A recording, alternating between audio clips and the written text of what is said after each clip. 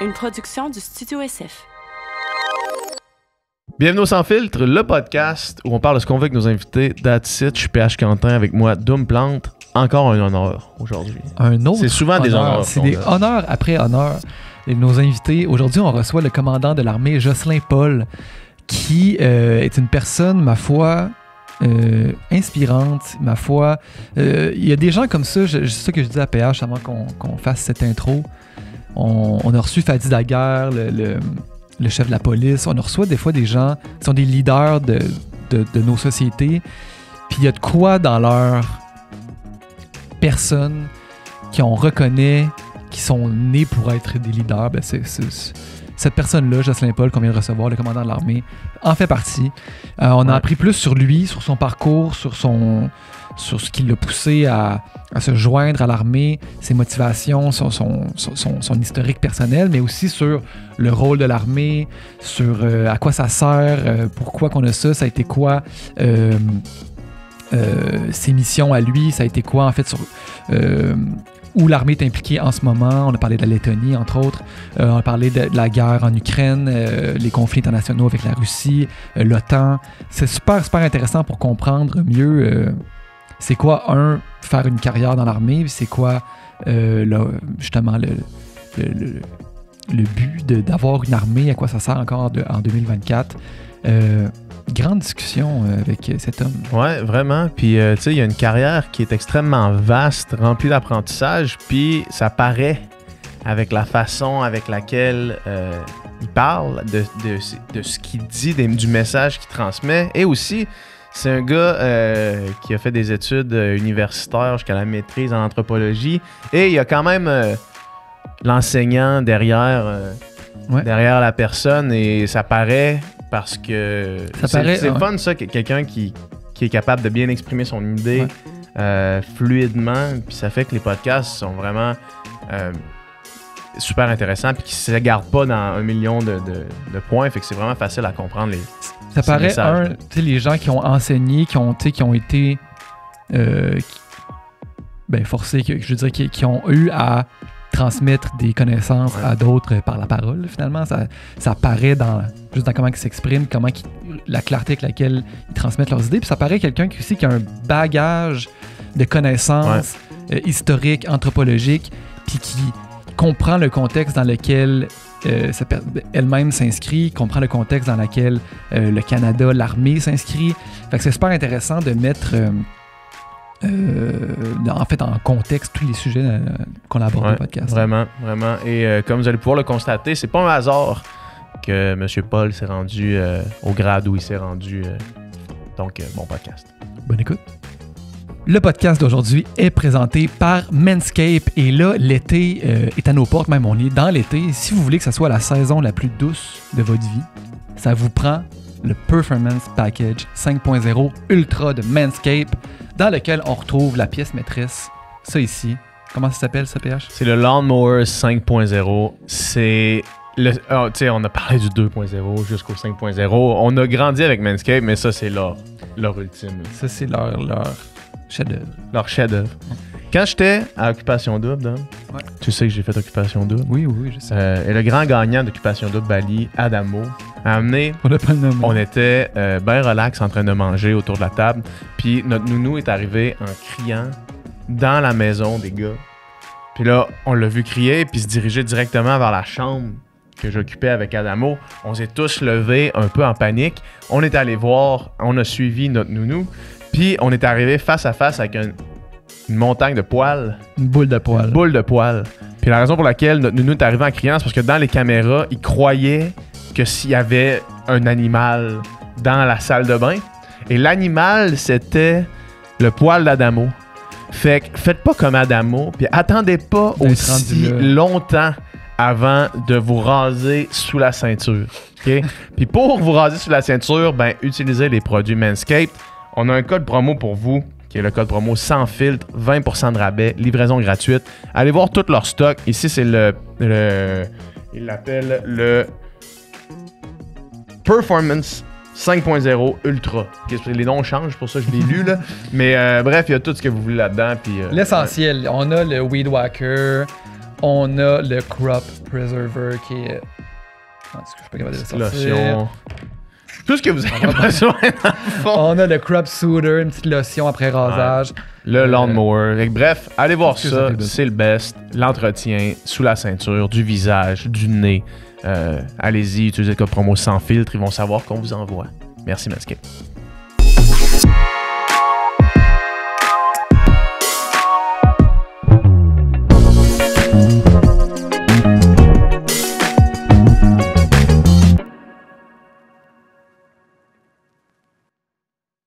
Merci beaucoup d'être là.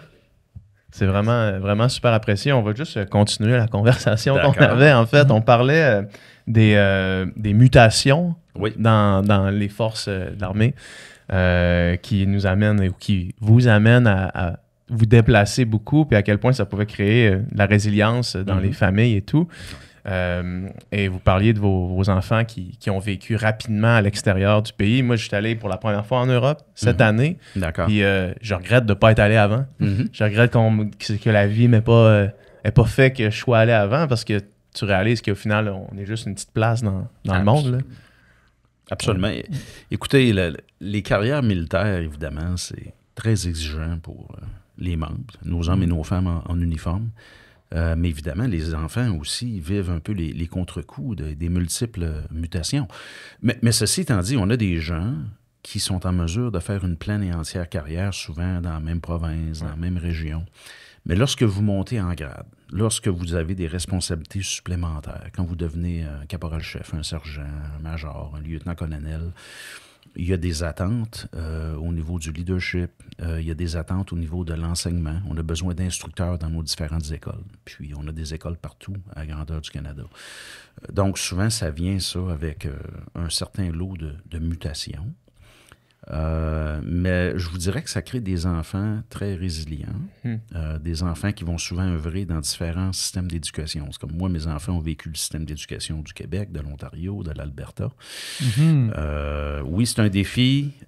Changer d'une province à l'autre, parfois le curriculum peut être différent. Ouais. Mais ça fait quand même des jeunes qui ont été, confrontés au déménagement, à se faire des nouveaux amis. Ça crée beaucoup de résilience, je vous dirais. Des capacités d'adaptation. Capacité d'adaptation. C'est souvent aussi un défi pour nos conjoints ou conjointes. Ouais. Les gens doivent quitter parfois leur emploi. Moi, mon épouse est orthopédagogue de formation. Et puis après plusieurs mutations, après avoir changé de commission scolaire, appliqué, etc., des positions, on en est venu à la décision familiale qu'elle allait arrêter là, de travailler. Ouais. Mais c'est un choix qu'on avait fait ensemble. Mais ceci étant dit, la grande majeure partie des gens, les deux sont capables d'avoir souvent des carrières de front. Fait qu'on essaie de conjuguer ça. On essaie toujours de répondre au service de nos gens, au service de nos membres. Parce que vous savez, on le voit dans les médias constamment, on a une population qui est vieillissante. Ouais. Non seulement au Québec, mais je vous dirais au Canada, mais également en Occident. Ouais, dans tous les pays industrialisés. Absolument. On a des populations qui sont vieillissantes et puis tout le monde recherche le talent. Ouais. Tout le monde veut avoir des jeunes hommes, des jeunes femmes capables, etc. Donc, on est constamment en compétition, non seulement avec des autres ministères fédéraux, provinciaux, le monde municipal, mais je vous dirais le monde privé d'abord et avant tout. Donc, les forces, on essaie toujours d'offrir des conditions de travail qui sont compétitive. Et c'est pas seulement qu'une question salariale, c'est quel est l'environnement qu'on fournit, etc. Donc, c'est pour ça que toute la question des bénéfices, la question des résidences pour militaires, etc., c'est des choses dont on entend parler souvent, parce qu'on cherche toujours à améliorer l'offre pour attirer nos jeunes hommes et nos jeunes femmes au sein de l'institution. L'armée canadienne, les forces canadiennes, évidemment, on a besoin de ce talent-là. Et puis, donc, d'avoir trop de mutations ou trop de déménagements, parfois, ça peut devenir lourd à porter pour les familles. Oui, tout à fait. Donc, on essaie vraiment, à travers les gérants de carrière, à travers les différentes branches qu'on a dans le service, d'offrir une offre qui est intéressante, qui est allégeante. De minimiser ces Absolument. changements-là. Puis à toutes les fois qu'on a quelqu'un qui veut quitter l'institution, ben maintenant, on s'assoit avec les gens et on leur demande, ben écoute, qu'est-ce qui te pousse vers l'extérieur? Tu sais, on essaie de figurer, on essaie de trouver les causes. Parfois, c'est tout simplement des gens qui vont tout simplement dire, ben écoutez, on voulait le faire pendant une période de 4 ans, peut-être un 8 ans, puis c'est le temps de passer à d'autres choses, tout simplement. Donc, mais l'autre chose aussi que j'ai noté au cours de ma carrière, je dirais, c'est que pour des gens comme moi qui sont dans la cinquantaine, souvent, on n'a connu qu'une seule carrière, un seul employeur. Tu sais, alors que la génération montante, je regarde ma jeune sœur puis mon jeune frère dans la région de Québec, eux, c'est fait plusieurs emplois qu'ils ont. Oui, tout à fait. Donc, c'est de plus en plus la réalité maintenant, j'ai l'impression. Absolument. Il y a plus de fluidité, il y a plus de mobilité, je crois, dans la main-d'œuvre. Ouais. Donc, je ne vous dis pas que c'est bon, que c'est mauvais, je dis simplement que c'est différent. C'est une observation, c'est différent. Mais nous, au sein de l'armée, au sein des Forces canadiennes, on doit en prendre note. Pour tenter, évidemment, là, d'avoir une offre qui est compétitive. Ouais. Ce serait intéressant de connaître un petit peu plus votre parcours à vous, en fait. Là, des débuts, qu'est-ce qui vous a attiré vers les Forces canadiennes? Puis ça a été quoi, justement, la suite des événements à travers, peut-être, on parlait des mutations, à travers les déplacements, mais à travers juste aussi les différents grades de l'armée pour finalement devenir le commandant de l'armée. C'est quoi ce parcours-là, finalement? Écoutez, ça n'a vraiment pas parti au tout début là, vers une carrière militaire. Okay. Donc, je suis allé à Chicoutimi, j'ai fait mon baccalauréat en histoire à l'Université du Québec à Chicoutimi. Et puis, à l'époque, comme étudiant... Vous parlez un bleuet en ce moment. Né à Chicoutimi, oui, grandi et à voilà. Chicoutimi. Fait que j'ai adoré les années, les 3 ans que j'ai passés à Chicoutimi. Mais moi, je me destinais vraiment plus vers une carrière dans le monde de l'enseignement. Et puis, l'été, comme étudiant, je travaillais pour Parc Canada. Ouais. Donc, on m'avait envoyé à l'île du Prince-Édouard pour apprendre l'anglais. Et le deuxième été, on m'a envoyé à Churchill, dans le nord du Manitoba, là où on voit Prince of Wales Fort et puis les ours polaires qu'on voit souvent dans les médias. Là. Donc, moi, l'été, je travaillais pour Parc Canada, j'étudiais en histoire. Et là, tout à coup, j'ai un ami du lac Saint-Jean qui, lui, était dans les cadets. Et puis, je disais que je m'étais toujours un peu intéressé à la question militaire, etc. J'avais un intérêt pour ça. Et il m'a invité à me présenter au régiment du Saguenay. Et je suis allé là un mardi soir. Je lui ai dit, écoutez, je serais peut-être intéressé par l'armée. Je me suis assis avec le commandant adjoint du régiment. Il m'a posé quelques questions. Et finalement, il m'a dit, bon, mais écoute, reviens dans 2 semaines et puis on va regarder ce qu'on peut faire. Fait que c'est arrivé un peu par accident. Donc, je me suis dit, je vais essayer ça pour un été. Et dans le pire des cas, je retournerai à Parc Canada. Et puis, par la suite, j'ai commencé ma maîtrise à l'Université de Montréal.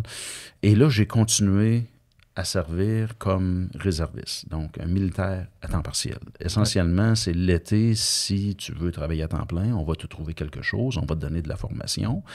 Et pendant le reste de l'année, on travaille les week-ends, on fait de l'entraînement, etc. Donc, j'étais un réserviste.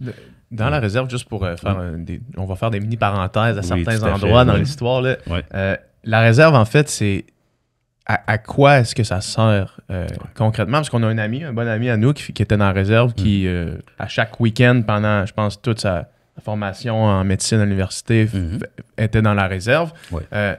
À quoi ça sert et qu'est-ce que c'est concrètement? OK. Donc, au sein des Forces canadiennes, au sein de l'armée de terre, on a différentes organisations. Donc, on a les militaires à temps plein. Et on a nos militaires à temps partiel, nos réservistes. On a 2 catégories de réservistes. On a ceux qui font partie de ce qu'on appelait autrefois la milice, la première réserve, et on a les rangers qui vivent dans les régions éloignées, ceux qui ont le chandail rouge. Donc, les régiments de la réserve, ce sont des régiments qui remontent pour la plupart d'entre eux à la Première Guerre mondiale. Donc, c'est des régiments qui avaient été levés pour les grands conflits. Et à travers les différents conflits, c'était vraiment des régiments locaux. Voyez-vous, il y avait à l'époque le régiment de Saint-Hyacinthe. Donc, chacune des petites communautés, il y avait le régiment du Saguenay, qui porte encore le nom régiment du Saguenay. Donc, les gens dans les différentes régions du Canada avaient créé des unités de militaires à temps partiel. Et puis, donc, le but des régiments de milice, c'est évidemment de faire de l'entraînement, d'être prêt, mais ce sont des soldats à temps partiel que l'on utilise pour des opérations domestiques ou des opérations expéditionnaires. Donc, si vous avez des feux de forêt, vous avez des inondations, on va lancer des soldats. Les gens ne le voient pas nécessairement, parce qu'ils voient seulement que des uniformes verts. En réalité, à travers tous ces uniformes verts-là, on a souvent un certain pourcentage de réguliers et de réservistes. Donc, nos réservistes, l'été, lorsqu'ils sont étudiants, sont très disponibles. Fait qu'on cherche toujours à leur trouver des emplois à temps plein. Et puis, lorsqu'on est un peu plus âgé, souvent, lorsqu'on est des réservistes, on a des familles, on a des employeurs, on a une carrière à temps plein dans le monde civil. Parfois, on peut faire des déploiements à l'étranger, mais aussi au Canada.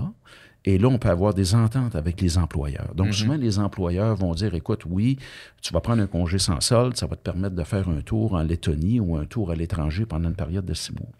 Donc, la réserve, pour nous, au sein de l'Armée de terre du Canada, c'est un pilier essentiel.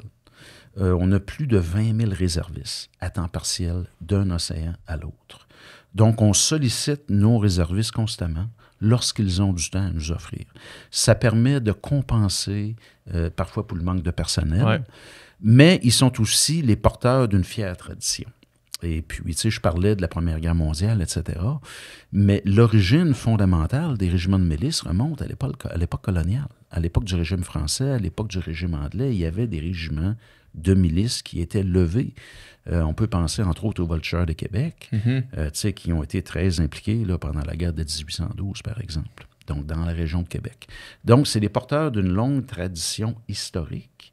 La plupart des régiments, pas la plupart, mais plusieurs des régiments de milice, en fait, précèdent les unités de la force régulière. En l'occurrence, le Royal 22e Régiment a été créé là, en 1914, au début de la Première Guerre mondiale, mais on a amalgamé des gens qui provenaient de plusieurs régiments de milice ou de la réserve ensemble. Donc, c'est ça le but là, des réservistes. Donc, il y a des gens comme moi qui ont commencé parfois comme réservistes, qui ont fait 2, 3, 4, 5 ans, qui ont décidé par la suite d'y aller à temps plein comme membres réguliers. On a parfois des réguliers qui vont faire quelques années dans la force régulière, mais qui veulent continuer à servir, qui vont à ce moment-là joindre la première réserve. Mettons, quelqu'un vient, je ne sais pas, de la région de Laval, il décide de quitter la force régulière, il a fait quelques années à Valcartier. S'il veut continuer à servir, il peut se joindre là, au bataillon du Royal 22e qui est à Laval à temps partiel. Donc, c'est un peu la raison d'être de la première réserve, à temps partiel, qu'on peut activer au besoin. On peut offrir des opportunités d'emploi à temps plein si les gens le désirent, au Canada et aussi à l'étranger. Donc, c'est un pilier fondamental que je vous dirais au sein de l'Armée de terre du Canada. C'est essentiel. Donc, pendant votre maîtrise, vous êtes dans la réserve? Oui, je suis. À ce moment-là, j'ai déménagé à Montréal pour faire ma maîtrise à l'Université de Montréal. J'ai joint le régiment de Maisonneuve. Et suite à ça, écoutez, c'était là, l'enseignement. J'étais chargé de cours au cégep. J'ai fait une charge de cours à l'Université du Québec à Chicoutimi. Et là, je suis arrivé un peu à un parcours, un carrefour, en fait, dans mon parcours. C'était, si je veux enseigner à temps plein, est-ce que je commence le doctorat? J'avais 23, 24 ans. Toujours en histoire? Toujours en anthropologie. Anthropologie. Et j'ai fait le bac en histoire, la maîtrise en anthropologie, en ethno-histoire. Et puis, là, je suis arrivé un peu à un carrefour. Qu'est-ce que je fais? Est-ce que je me lance dans le doctorat? Un autre 4-5 ans? Fait que là, projet, là. C'était vraiment un projet d'envergure. Et au moment où j'étais en train de jongler avec tout ça, il y avait un petit creux dans le recrutement à l'époque au sein des Forces armées canadiennes. Il manquait d'officiers au sein du Royal 22e Régiment. Fait qu'il y a une opportunité qui s'est présentée. Puis là, j'ai eu une discussion avec mon épouse. Puis je lui ai dit, écoute, j'ai toujours aimé ça, c'est le fun, c'est passionnant. Est-ce qu'on fait un transfert? Mais à l'époque, j'avais 24 ans. Donc, c'était clair dans mon esprit que je ne faisais pas ça seulement que pour 5 ans. Ou 8 ans. C'était déjà clair dans mon esprit que c'était une carrière. Et à l'époque, une carrière pleine et entière pour avoir droit à une pension, c'était 20 ans. Donc, j'avais dit à mon épouse Lynn, OK, si je rentre dans la régulière, prochaine discussion dans 18 ans. Je savais un peu dans quoi je m'embarquais. On parle pas d'ici là. Et voilà. Un mot. Mais c'était clair que dès le départ, là, ça prenait le support des deux, parce que je savais un peu de ça dans quoi je m'embarquais. Mais écoutez, mon objectif à l'époque, moi, c'était tout simplement de commander un peloton. J'avais espoir d'être en mesure de commander une compagnie. Une compagnie, là, c'est un groupe d'entre 90 à 130, 135 personnes. Mhm. Donc, vous avez une section qui est menée par un sergent, vous avez une douzaine d'individus, vous avez un peloton qui est mené par un lieutenant ou un capitaine qui comporte environ 35 individus environ. Et après, vous prenez 3 pelotons ensemble, et ça vous donne une compagnie. Donc, entre 90 et 130, 135. Et quand vous prenez plusieurs compagnies... La compagnie est menée par... Un major. Un major. Et puis, il est appuyé par un adjudant-maître, ce qu'on appelle un sergent-major de compagnie.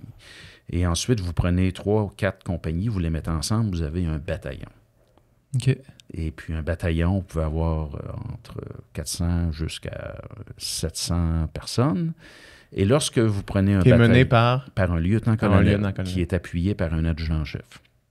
Et lorsque vous rajoutez des véhicules blindés, vous rajoutez des canons, vous rajoutez des ingénieurs de combat, là, vous avez ce qu'on appelle un groupement tactique.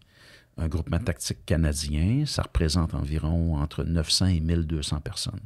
Et je vous donne toujours des chiffres qui sont un peu vagues, parce qu'évidemment, on est sujet aux gens qui sont disponibles, mais dépendamment de la mission qu'on va s'apprêter à faire, on va toujours ajuster un peu l'établissement qu'on va utiliser. Fait qu'on a une certaine flexibilité. Donc, vous disiez, si j'ai mon bataillon, puis évidemment, je suis un major, je vais avoir... Je vais avoir fulfilled, comment on dit ça en français? Avoir accompli. Avoir accompli mon voilà. objectif. Là, et voilà. Moi, ce que je voulais vraiment, ce que je m'étais donné comme objectif, c'était de commander une compagnie comme major. Moi, je voulais vraiment atteindre ça. C'était comme l'objectif désiré. Un objectif de carrière, là, complet. Genre, absolument. J'avais pas vraiment au tout début d'aspiration. Je m'étais pas dit je vais atteindre le grade de lieutenant-colonel, je veux commander un bataillon, etc. Et en fait, j'ai un de mes anciens patrons qui m'avait déjà dit oui, tu as un certain talent, mais comme tu es rentré après de 25 ans, l'âge va jouer contre toi. OK. Parce que toutes les étapes se font en termes de temps, habituellement. Et voilà, tu sais. Fait qu'il y avait des idées préconçues à l'époque où tu rentres à 18, 19, 20 ans, et puis là, tu es sur un calendrier. Là. Puis si tu veux atteindre tel grade, tu as besoin de tant d'années. L'expression qu'on utilise dans les rangs, c'est dire tu vas manquer de gaz. OK. Fait qu'il y a des gens qui m'avaient dit oui, mais tu es rentré tard, ça va jouer contre toi. Ouais. Et voilà. Je commande l'armée canadienne maintenant. Ouais, c'est ça. Mais le point... Mais comment est-ce que ça... excusez de vous interrompre. Comment est-ce que on bypass, si on veut, le calendrier? Là? Écoutez, les gens en uniforme, on n'aime pas couper les coins ronds, comme on dit. Ce qu'ils ont fait avec moi, mais tous les patrons que j'ai eus, c'est que j'ai fait pas mal tout, mais je l'ai fait rapidement. Donc, écoutez, premièrement... Un petit vite, là. Genre, c'est ça, là. Mais écoutez, j'ai eu la chance, par contre, là, d'être commandant de peloton pendant 3 ans. J'ai eu 3 pelotons différents. Et ça m'a donné une base, comment dire, ça m'a enraciné dans l'institution, ça m'a donné une base solide.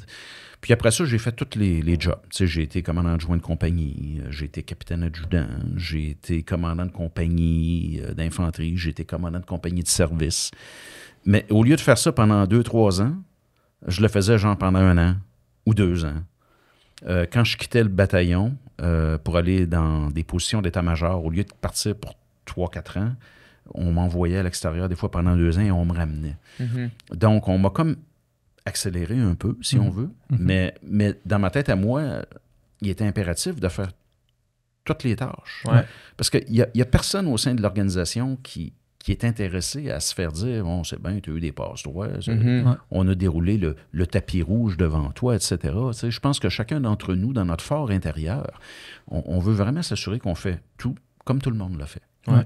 Et puis, mais j'ai eu la chance d'avoir des patrons qui ont veillé au grain, j'assume, là, qui m'ont permis là, d'être peut-être un petit peu accéléré. Il y a des gens qui ont vu en vous quelque chose qui se disaient ça pourrait être un leader intéressant. Peut-être. Il faudrait peut-être leur poser la question. Mais voyez-vous, la chose aussi qui est importante à considérer, c'est que l'âge n'est plus vraiment un facteur de discrimination. Ouais. Au même titre que le sexe ne devrait pas être un facteur de discrimination. Au même titre que l'orientation sexuelle, ça n'est pas un facteur de discrimination. Tout ce qu'on veut, c'est des gens qui sont prêts à servir, des gens qui sont disposés à faire partie de l'équipe, des gens qui proviennent de tous les horizons.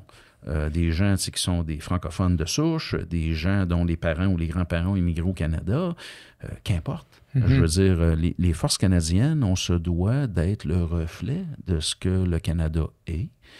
Et puis, écoutez, on enrôle nos gens dans nos communautés, n'est-ce pas? Les gens qui font partie des Forces armées canadiennes, ben, ils viennent de Montréal, ils viennent de Québec, ils peuvent venir de Saint-Hyacinthe, on a des gens qui viennent de l'Abitibi, on en a qui viennent du Saguenay, du Lac-Saint-Jean, de la Côte-Nord. Ouais. C'est nos cousins, nos voilà. oncles, c'est pas un autre monde, des gens déconnectés de la société. Exactement. Et notre institution, j'aime le rappeler constamment, l'institution est le reflet de la société. Ceci étant dit, écoutez, l'institution n'est pas parfaite, on a parfois des défis, on va les confronter, etc. Mais collectivement, on travaille vraiment à faire en sorte qu'on ait un milieu de travail qui est intéressant, que les gens, on veut que les gens joignent et on veut que les gens demeurent. Les forces armées, c'est l'endroit où le nous, c'est l'endroit où l'équipe doit prédominer. Et voyez-vous, la somme de toute l'équipe, c'est un multiplicateur de force. Lorsque vous êtes dans une section, lorsque vous êtes dans un peloton, dans une compagnie, vous êtes vraiment tissé serré. Vous pouvez avoir 10 individus qui sont seuls, ou vous pouvez avoir une équipe de 10. L'équipe de 10 va vraiment livrer la marchandise. Donc, les leaders à tous les niveaux, on doit toujours s'assurer que l'équipe est tissée serrée, comme on dit là, en bon québécois, que les gens ont vraiment le sentiment de veiller les uns sur les autres. Et ça, c'est le message qu'on veut toujours colporter auprès de nos gens. Et puis, donc, l'esprit d'équipe, et on a beaucoup de jeunes qui apprécient ça. On a beaucoup de jeunes qui vont joindre l'institution, qui aiment l'encadrement, le désir d'appartenir. L'être humain, à mes yeux, est un être social. Tout à fait. On recherche des contacts avec d'autres êtres humains. On recherche des groupes auxquels on veut se greffer. Le sentiment d'appartenir, c'est essentiel. Et c'est un peu ça que l'uniforme représente. Ouais. Voyez-vous, dans mon cas, je veux dire, j'aime le rappeler souvent dans mes interventions, j'ai la chance d'appartenir à plusieurs équipes, à plusieurs groupes. Donc, évidemment, j'ai ma famille biologique dans la région de Québec. J'ai ma communauté autochtone à Wendake. J'ai ma communauté du Royal 22e Régiment. J'ai la communauté de l'Armée de terre, la communauté des Forces armées canadiennes. Je me suis fait des amis pour la vie. Tout à fait. Au cours de ma carrière, j'ai des amis militaires d'un océan à l'autre, dans toutes les provinces. Donc, j'ai la chance, comme être humain, d'être associé à différents groupes de personnes. Voyez-vous, il y a 2 semaines, j'étais en Allemagne. On avait une réunion de tous les commandants des armées de l'OTAN. Et là, j'étais avec mes confrères de la Suède, de la Norvège, mon confrère qui commande l'armée britannique, le commandant de l'armée américaine. C'était une autre communauté. Donc, moi, c'est ça qui m'anime. C'est ça qui a fait en sorte probablement que je suis demeuré pendant une pleine carrière, si on veut, au sein de l'armée canadienne, l'équipe. Au même titre que j'adorais faire partie de l'équipe de hockey quand j'étais plus jeune. Exact. C'est un peu la même chose. Ouais. J'ai une question qui va peut-être paraître stupide, mais je pense que je porte une question que beaucoup de gens portent quand on parle de l'armée. Nous, tu sais, comme je disais, moi j'ai des amis qui sont dans les forces, j'ai côtoyé ces gens-là. J'entends ce que vous dites de sentiment d'appartenance, de vouloir servir, ça a l'air quand même trippant et souvent excitant comme emploi. Mais la question plus peut-être fondamentale, puis je vais la poser pas parce que je doute de la réponse, mais pour essayer de comprendre à quoi ça sert. Oui. Parce que servir, oui, servir... Servir quoi? Servir quoi? qui? Servir qui? Pourquoi? Servir comment? Puis pourquoi servir? C'est peut-être je suis sûr que c'est une question que beaucoup de gens ont quand on voit, évidemment, on voit le budget qui sort, on voit l'argent qui va dans les forces de l'armée. Absolument. On fait, OK, il y a beaucoup d'argent. La question par rapport à la réserve que je posais tout à l'heure, par rapport à notre ami à l'université, lui, il s'entraînait les week-ends, dans le fond. Son travail, c'était de l'entraînement. Puis là, tu dis, OK, mais de l'entraînement, pourquoi? Tu sais, au final, parce qu'on le paye pour s'entraîner, mais pour Absolument. faire quoi? Ça Ouais. fait que c'est vraiment une question large, Ouais. mais c'est une question, je pense, qui est nécessaire. Et je pense que vous êtes la meilleure personne pour Ouais. y répondre. Tu sais, je pourrais pas poser cette question-là à une meilleure personne, j'ai l'impression. Là. On va y répondre. Ouais. Écoutez, je pense que la meilleure manière de regarder ça, c'est de se dire que c'est une police d'assurance. OK. Vous savez, personne ne veut avoir une inondation. Personne ne veut faire de réclamation d'assurance. Personne ne veut faire de réclamation d'assurance. Personne. C'est une des pires choses, un des pires C'est- sentiments oui, au monde. Mais vous savez, lorsque vous avez un incendie et Ouais. que vous avez perdu vos biens ou que la maison était en partie détruite, vous êtes très heureux d'avoir cette police d'assurance vie. Ou de Ouais. cette police d'assurance. Là, Quand elle trouve immobilière. pas des manières de se défiler, de Et voilà. Ouais. pas payer. Là. On espère que l'armée ne fait pas ça. Ouais, c'est ça. On a besoin de l'armée. c'est non, comme- on peut pas à cause de tel article dans le contrat. En fait, c'est un très bon point. Vous savez, lorsque vous joignez les forces canadiennes, lorsque le gouvernement nous donne une mission, on la fait. Ouais. Ouais. C'est pas le début d'une discussion. Mhm. C'est Mhm. l'armée s'en va là, l'armée s'en va là. Donc, Ouais. nous, notre devoir en tant que militaires, c'est de mettre en place, si on veut, les mandats que le gouvernement nous a donnés. Vous savez, les forces canadiennes ne décident pas de leur propre chef de se déployer ou d'aller quelque part. Mhm. C'est le gouvernement. Nous sommes un outil qui appartient au gouvernement. Ouais. On est un outil dans la boîte d'outils. Vous savez, sur la scène internationale, il y a un petit acronyme en anglais, je pense, qui résume assez bien la situation. On appelle ça le DIME. Le D, le I, le M et le E. Donc, les États vont toujours se servir de ça pour gérer leurs affaires sur la scène nationale ou internationale. D, c'est pour la diplomatie. Le I, c'est pour l'influence, les médias sociaux, les systèmes d'information, la presse. Le M, c'est pour le militaire et le E, c'est pour l'économie. Mhm. Donc, un État occidental, une démocratie occidentale, lorsqu'il s'agit de trouver sa place sur la scène internationale, on a différents outils. On peut faire de la diplomatie, Mhm. on a des relations économiques, on a des accords de libre-échange qui nous permettent de garantir notre sécurité économique.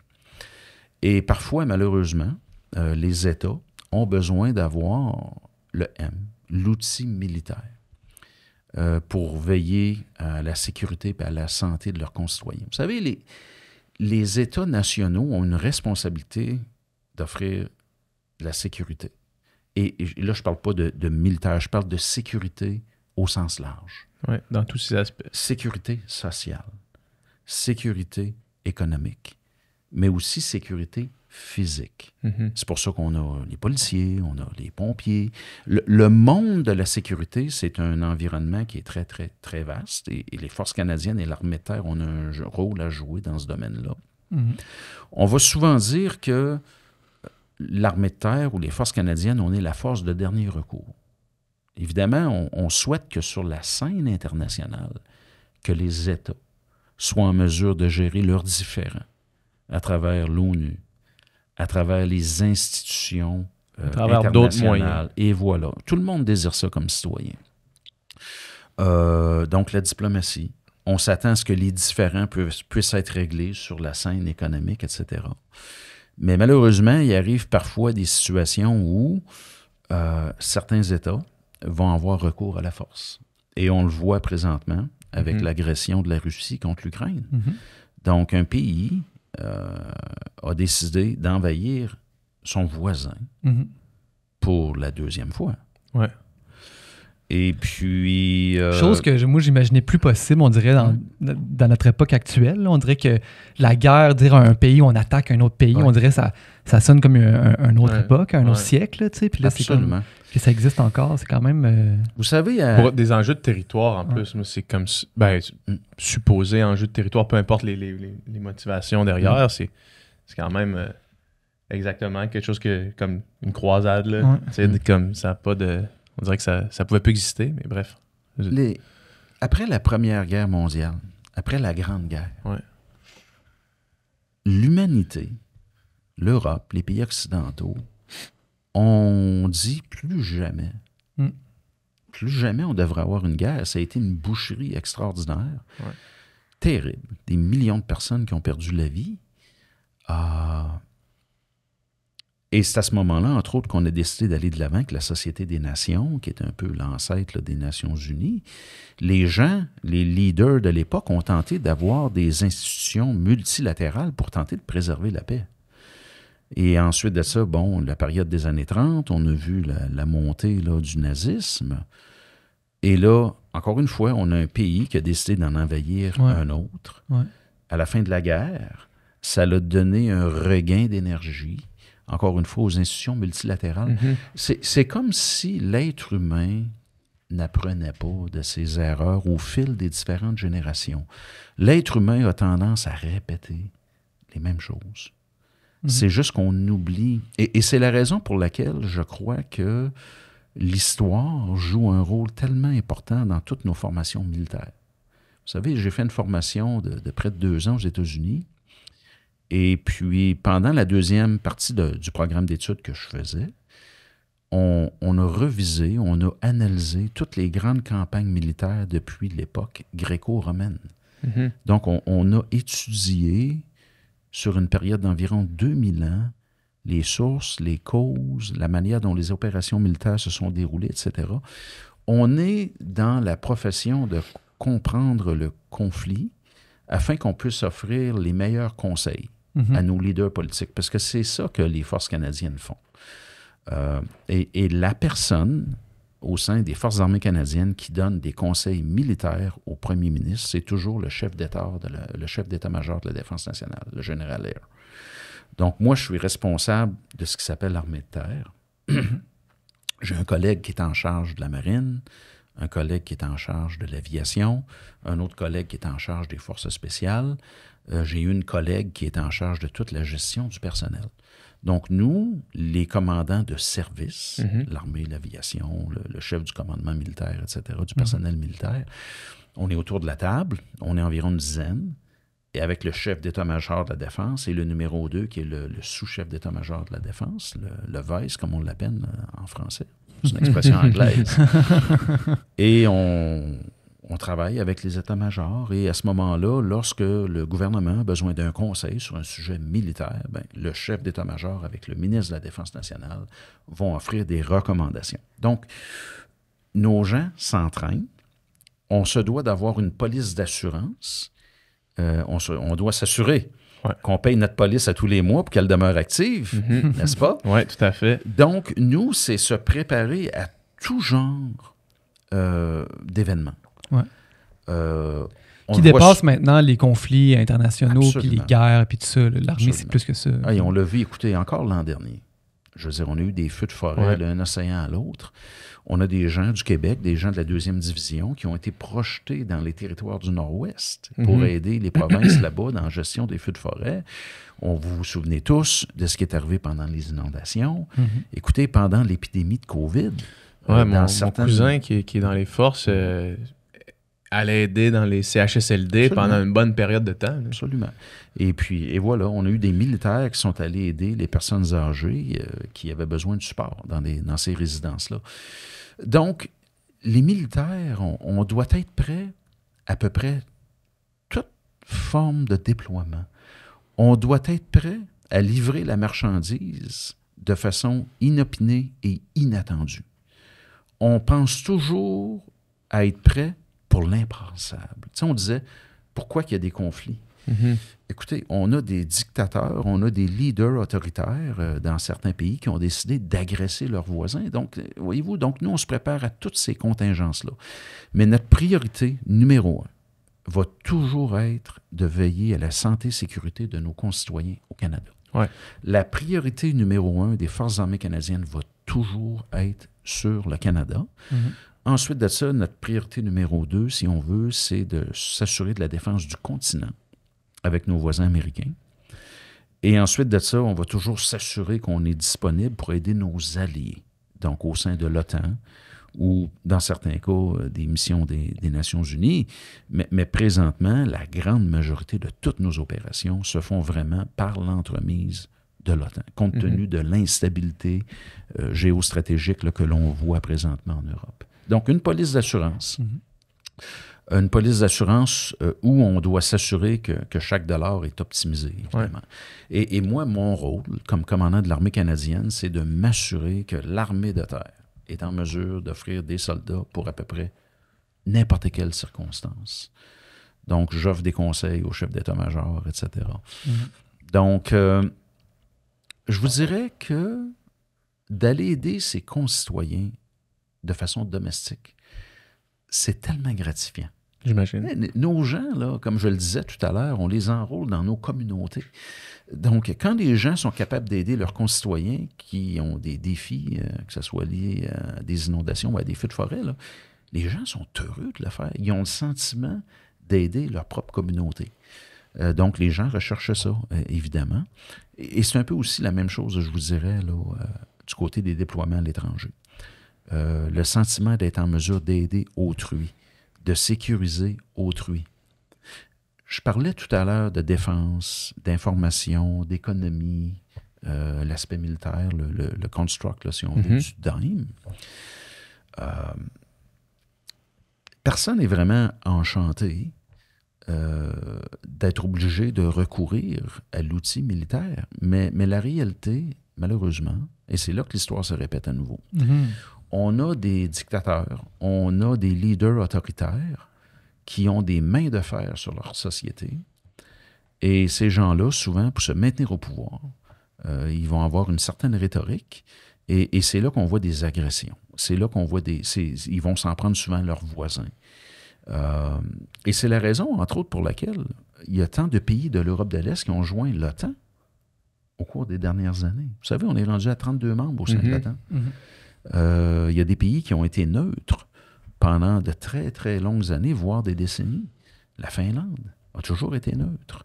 La Suède a été neutre. Mais ces deux derniers pays-là, des pays en passant qui nous ressemblent énormément, les pays scandinaves et le Canada, là, on ne partage pas la même langue, mais au niveau du mode de vie, au niveau des valeurs, quand je rencontre mes confrères de la Scandinavie, là, des amis, là. Il y a une connexion instantanée.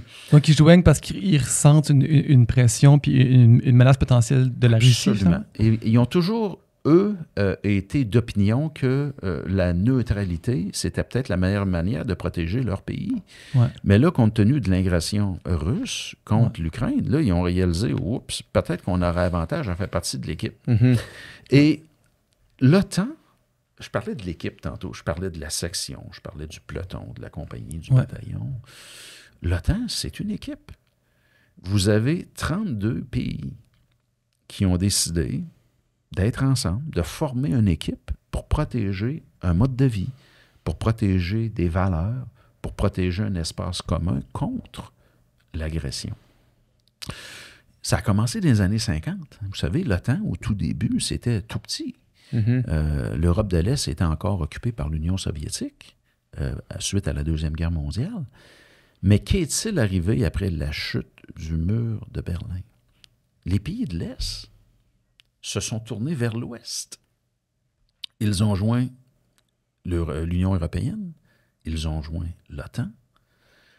Donc, ce désir de vivre dans une démocratie où les gens peuvent voter, les gens ont un droit de regard sur la gestion des affaires publiques, c'est quelque chose souvent que nous, on prend pour acquis au Canada parce qu'on a grandi dans ce système-là. On vit dans une démocratie où le citoyen peut s'exprimer à tous les 4 ans au niveau municipal, provincial, fédéral. Mais pour plusieurs de ces pays-là, c'est un objet de luxe auquel ils aspiraient et ils ont jugé que pour y parvenir, c'était de joindre l'équipe. Donc, c'est pour ça qu'on est au sein de l'OTAN. C'est pour ça que le Canada mène maintenant une brigade en Lettonie pour aider la Lettonie, qui est un pays de 1,5 million d'habitants environ, qui a une frontière commune avec la Russie. Donc, que ce soit l'Estonie, la Lituanie, la Lettonie, eux, ils ont seulement qu'à regarder leur livre d'histoire. Mhm. Et ce qui est arrivé dans le passé risque de se répéter. Ouais. Donc, M. Poutine a été très clair sur la scène internationale. Il veut revenir à l'époque glorieuse de l'Union soviétique.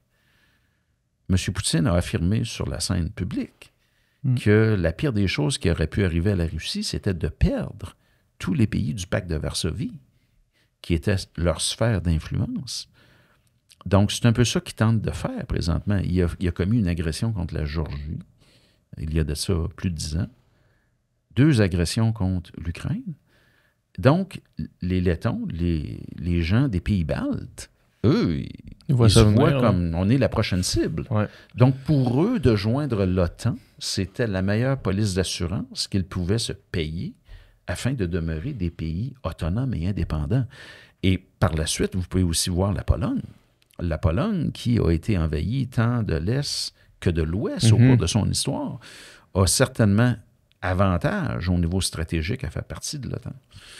Donc, c'est ça, une police d'assurance, je pense, oui, qui est coûteuse, mais ça fait partie aussi des responsabilités internationales du Canada. Vous savez, on est un pays qui est riche, on est un pays qui non seulement est un pays fondateur au sein de l'OTAN, mais on est aussi un membre du G7.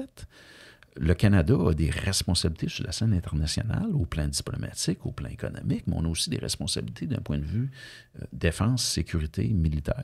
Donc, c'est notre contribution.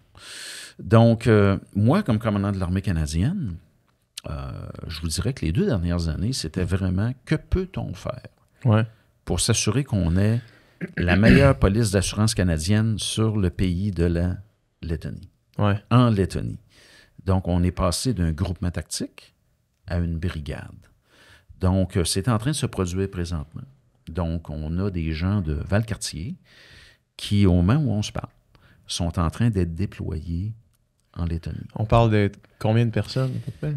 Écoutez, on a un plafond qui nous est donné par le gouvernement. Donc, on a des mémoires au cabinet, bon, sans embarquer dans toutes les tracasseries, là, on a des plafonds financiers et des plafonds en termes de ressources humaines. Mais le Canada va avoir autour de 2000 personnes déployées en Europe pour les années à venir. Donc, on a le financement pour ça. Pour ce qui est de la brigade en Lettonie, à proprement parler, là, ça va graviter autour de 1500, 1600. On a des gens qui vont être là à temps plein. On a des gens qui vont aller faire de l'entraînement pendant une période d'1 mois, 1 mois et demi, puis qui vont revenir au Canada. Mais voici là où c'est intéressant. C'est déjà intéressant d'ailleurs, mais continuez. Mais on n'est pas seul. Ouais. La brigade canadienne, c'est une brigade multinationale. Donc, nous, on a le privilège, le Canada, de la mener, mais on est appuyé par l'Espagne. On est appuyé par l'Italie. On a le Danemark qui va commencer à servir avec nous cet automne. La Suède, le jour où la Suède a joint l'Alliance, il n'y a pas longtemps, ils ont dit, nous, on va aller dans l'équipe canadienne en Lettonie. Fait que la Suède, l'an prochain, ils vont nous fournir aussi un bataillon. Donc, on a environ 9 à 10 pays qui font partie de l'équipe canadienne. Et lorsqu'on regarde de l'autre côté de la frontière, il n'y a pas grand monde dans l'équipe russe. Vous savez, parfois, on a tendance à... On se regarde, oui, on pourrait améliorer les choses, etc., comme société. Mais je vous dirais, moi, que le fait qu'on soit capable d'avoir une alliance de cette envergure-là, avec autant de nations qui ont décidé de se mettre ensemble pour veiller à leur propre santé et sécurité, ça fait juste illustrer l'importance de faire partie de l'équipe. Donc, c'est cela. C'est quoi le quotidien des gens en Lettonie, des soldats en Lettonie en ce moment? Est-ce qu'il y a des littérales affrontements ou est-ce que c'est plus... Non, c'est ça. Écoutez, la brigade canadienne en Lettonie et toutes les brigades, parce que l'OTAN a 8 brigades sur le long de l'Europe de l'Est, là. Donc de la mer Baltique jusqu'à la mer Noire. L'OTAN est en train de mettre en place présentement des brigades partout. Donc c'est un outil de dissuasion. Donc, si vous voulez qu'un leader autoritaire y songe 2 fois avant de faire quoi que ce soit, encore une fois, on revient au dime. Vous pouvez faire des pressions diplomatiques. Vous pouvez faire des pressions économiques. On l'a vu dans le cas de l'Ukraine. Ouais. Les pressions diplomatiques contre M. Poutine n'ont pas fonctionné. Non. Les pressions économiques, ça n'a pas arrêté les combats en Ukraine. Donc, dans leur coffre d'outils, les États occidentaux, il leur reste quoi? L'outil militaire. Ouais. Donc, l'art de la dissuasion, c'est de convaincre votre compétiteur de ne pas le faire, de ne pas envahir, de ne pas attaquer, de ne pas agresser. Et dans ce contexte-là, pour faire réfléchir ce leader-là 2 fois, vous devez d'avoir des forces militaires qui sont crédibles et qui sont capables d'aller au combat, qui sont capables de lui infliger un revers. Quelque chose qui va faire en sorte que ce leader-là, il pense 2 fois. Donc, ça, c'est notre mandat. Donc, pour ce faire, qu'est-ce qu'on fait? On a envoyé des chars d'assaut l'an dernier. On a envoyé des radars. On a déjà des centaines de véhicules blindés qui sont là-bas. On a des canons qui sont là-bas. On est une équipe de 9 à 10 pays au sein de la brigade. Et là, on envoie des militaires. Donc, les militaires, qu'est-ce qu'ils font lorsqu'ils sont en Lettonie? Ils sont présents à des fins de dissuasion. On a de l'entraînement individuel. On fait la maintenance sur les véhicules. On fait des exercices. On fait de l'entraînement au niveau de peloton, au niveau de compagnie, au niveau du groupement tactique. Donc, c'est un outil de dissuasion. Et entre 2 périodes d'entraînement, ben, nos gens vont au gymnase. Ils font du développement professionnel, etc., etc.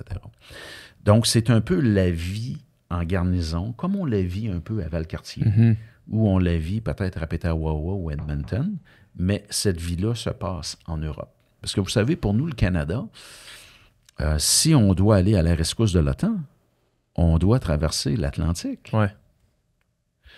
Donc, c'est la raison pour laquelle on investit autant de ressources dans notre équipement là-bas. Le but ultime, c'est d'avoir suffisamment d'équipements prépositionnés, ainsi que pour juste envoyer des gens pour le couper. Envoyer les gens en avion. Ouais. Lorsqu'on a déployé nos véhicules blindés, lorsqu'on a envoyé les chars d'assaut pour l'Ukraine, écoutez, ça a été toute une entreprise que de prendre des véhicules blindés d'Edmonton puis de les envoyer par avion. Et nos propres chars d'assaut qui sont en Lettonie, on les a envoyés par bateau. Donc, la projection de la force, c'est un défi logistique qui est énorme. Donc, c'est pour ça qu'on prépositionne l'équipement. Plus facile de prendre un avion, mettre les gens dans l'avion et de les envoyer là-bas. Donc, c'est un peu le but. Mais évidemment, on va avoir juste la bonne quantité de gens en Lettonie. Fait que c'est pour ça qu'on a des gens qui sont là pendant des tours de 6 mois. Certains vont faire 1 an. Le quartier général de brigade, les gens vont être là pour une période d'1 an. Mais on a des gens au Canada qui, eux, vont être à court préavis. Donc, ils vont peut-être aller en Lettonie pour une période d'entraînement au mois d'octobre-novembre, 1 mois peut-être, 1 mois et demi. Après ça, ils reviennent ici au Canada. Et ce sont souvent ces mêmes gens-là que l'on prend pour faire de l'évacuation de ressortissants canadiens qui sont pris dans des pays en guerre civile. Ou ça peut être ces gens-là qu'on va déployer du côté de l'Indo-Pacifique, du côté de l'Asie pour faire de l'entraînement là, avec des pays alliés. C'est souvent ces mêmes gens-là qui vont aller aussi en Alaska s'entraîner avec l'armée américaine, dans le Nord. Donc, des outils versatiles. On se projette, on voit du pays, on se promène à travers le monde, on a de l'entraînement, on rencontre des alliés, etc. Et puis, après ça, ben, on retourne en garnison. Qu'est-ce qui fait qu'on n'a pas... Tu sais, là, on fait du positionnement, de la dissuasion en Lettonie. Est-ce que le fait que l'Ukraine ne soit pas membre de l'OTAN, est-ce que c'est ce qui explique pourquoi on n'agit pas physiquement Et voilà. en Ukraine? Parce que nous, on voit ça, on voit l'agression russe, puis on voit les images, on voit le documentaire 20 jours à Mariupol qui est horrible, on voit ça, puis on se dit pourquoi? Il me semble que si le fameux, je sais pas, l'armée canadienne, oui, mais après ça, tu penses aussi au déploiement américain dans les films à la Apocalypse Now. Est-ce que pourquoi on n'en voit pas cette puissance-là qui coûte des milliards de dollars à tout le monde. Si on trouve que cette guerre-là Si on trouve que cette guerre-là, injuste, c'est ça. Si on est capable de clairement se positionner moralement, tu sais, je pense qu'il n'y a personne, ou du moins très marginal, sont les gens qui sont en Amérique du Nord, du côté de la Russie, là. Et si on est capable de si moralement et clairement prendre position dans ce conflit-là, pourquoi est-ce qu'on n'est pas capable d'envoyer cette force de frappe en disant « faut que ça arrête ». J'imagine qu'il y a plein de raisons à ça, mais quelles sont-elles? Écoutez, ce sont des décisions qui sont éminemment politiques. Ouais. Donc, nous, les militaires, on formule des conseils, mais je veux dire, à la fin de la journée, comme je le disais d'entrée de jeu, on ne peut pas, nous, les militaires, décider de se projeter dans n'importe quelle région du monde. On est toujours, évidemment, un outil du gouvernement. Mais la question que vous posez, elle est fondamentale. Ouais. Le traité de Washington qui a créé l'OTAN dans les années 50 dit très clairement, une attaque contre un pays de l'OTAN, c'est une attaque contre la famille de l'OTAN. Mm-hmm. Et c'est la raison pour laquelle l'Ukraine a manifesté le désir depuis des années de joindre l'OTAN. Ouais. Mais pour entrer dans l'OTAN, ça prend évidemment un paquet de conditions qui doivent être remplies, des conditions économiques, des conditions militaires, des conditions politiques, etc. N'entre pas dans l'OTAN qui le veut. Et c'est pour ça que le processus pour accéder à l'OTAN va souvent s'échelonner sur plusieurs années. L'OTAN, c'est d'abord et avant tout une alliance politique qui a un volet militaire. Mm-hmm. Les gens ont tendance à oublier ça. Donc, et c'est la raison pour laquelle souvent les gens de l'Ukraine ont manifesté le désir de joindre l'OTAN. Parce qu'ils veulent avoir la police d'assurance. Oui, c'est exact. Et les polices d'assurance qui sont à la disposition des États sont assez limitées. C'est soit que vous faites partie d'une alliance militaire, ou peut-être si vous détenez l'arme atomique, quelqu'un va y penser 2 fois avant de vous envahir, n'est-ce pas? Et puis, l'Ukraine a décidé de donner ses armes nucléaires lorsque le pays est devenu indépendant. Bon, on pourrait en parler longuement. Est-ce que c'était, d'un point de vue géostratégique, la bonne décision à faire? Ça ne m'appartient pas. C'est une décision qui a été prise là, par les leaders de l'époque. Mais, donc, dans ce cas-ci, le gouvernement, l'OTAN, l'Alliance ont décidé, évidemment, de ne pas entrer en compétition directe ou en confrontation militaire contre la Russie, là. Et c'est là que les gens doivent réaliser qu'il y a ce qu'on appelle des lignes rouges. Souvent, les politiciens, les gouvernements, les nations vont dire à d'autres nations, ça, c'est une ligne rouge. Si vous faites ça, je vais réagir. Ouais. Donc, M. Poutine a très clairement mentionné que pour lui, une des lignes rouges, c'était si l'Ukraine rentre dans l'OTAN, c'est une ligne rouge. Le signal, c'est que je vais réagir, je vais faire quelque chose. Évidemment, on ne dit jamais qu'est-ce qu'on va faire, mais il risque d'avoir des conséquences à ça. Donc, le calcul du leadership politique présentement, c'est jusqu'où peut-on aller dans le support au sein de l'Ukraine. Et ça appartient au premier ministre, ça appartient au ministère des Affaires étrangères, etc. Mais ce que je vois présentement... Jusqu'où qu'on peut aller dans la défense de l'Ukraine sans trop choquer la Russie. Finalement. C'est exactement ça. C'est une game de poker un peu, tout ça. C'est parce que quand Poutine dit aussi la ligne rouge, c'est quoi la part de bluff là-dedans? C'est quoi la part de réelle menace? Voilà. Et là, on entre dans toute la question de la diplomatie, la question des pressions politiques, la question des pressions économiques. Évidemment, ça n'appartient pas à nous, les forces canadiennes. Nous, notre mandat dans tout ça, c'est de s'assurer que l'instrument militaire est prêt advenant la pire des circonstances. Mais donc, écoutez, c'est la raison pour laquelle l'OTAN, les leaders occidentaux, gèrent la situation de façon très, très, très délicate et très, très, très délibérée. Vous savez, s'il y a un incident sur la frontière de la Pologne, s'il y a des missiles ou de l'artillerie russe qui tombent là, du côté de la Pologne, est-ce que ça représente une agression de la Russie contre l'OTAN? Donc, vous voyez un effet domino catastrophique là, qui pourrait se produire. Et c'est la raison pour laquelle l'OTAN, nos leaders politiques, etc., on tente d'éviter le pire. On tente d'éviter le pire. Ouais. On a affaire avec un régime autoritaire. On a affaire avec un régime qui, évidemment, possède un arsenal nucléaire assez imposant. Merci. Est-ce que c'est une vraie... Excuse-moi de vous couper, mais est-ce que c'est encore une vraie menace ou une vraie arme, un vrai outil de dissuasion, l'arme nucléaire aujourd'hui? Est-ce qu'on peut imaginer, je veux dire, que quelqu'un contempler, utiliser cette arme-là encore de nos jours? Écoutez, c'est une arme que personne ne veut voir être utilisée. On a vu les dégâts extraordinaires que ça peut faire lorsque il y a eu là, les 2 bombes atomiques qui ont été larguées sur le Japon. C'est un outil qui est terrible. Ouais. Donc, je ne peux pas présumer de ce que certains leaders pourraient faire. Mais il y a une chose que je sais, par contre, c'est que certains leaders autoritaires, certains dictateurs sont prêts à tout pour rester au pouvoir, sont prêts à tout pour rester au sommet de la pyramide. Donc, c'est pour ça qu'on se doit de faire preuve de grande vigilance. C'est la raison pour laquelle je crois que la diplomatie doit toujours là, prédominer dans tout ce dialogue-là, etc. Mais vous voyez, on n'aurait jamais pensé, je crois, il y a 5 ans, avoir ce genre de discussion-là. Non, exact. Il y a 5 ans, on n'aurait pas eu ce dialogue-là. C'était plus dans le non, dans on le n'en aurait paysage. même pas parlé. Mhm. Parce que c'est quelque chose qui, pour nous, appartenait au passé. Ouais. Mais ce que je peux vous dire, moi, c'est que, bon, j'ai joint en 88, donc près de 35 ans de carrière. J'ai vraiment le sentiment que j'ai fait la boucle pendant ma carrière. Donc, j'ai joint à la fin de la guerre froide. Quand il y avait le pacte de Varsovie, je me souviens très bien quand le mur de Berlin est tombé, etc. Donc, il y a eu la fin de la guerre froide.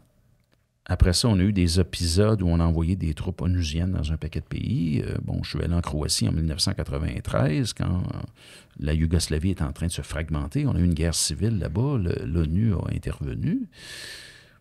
Et un peu plus tard dans ma carrière, on a eu des contre-insurrections. Donc, on a été appelé à se déployer dans des pays où il y avait des groupes non étatiques qui décidaient de s'en prendre au gouvernement local. On a essayé d'amener de la paix, de la stabilité.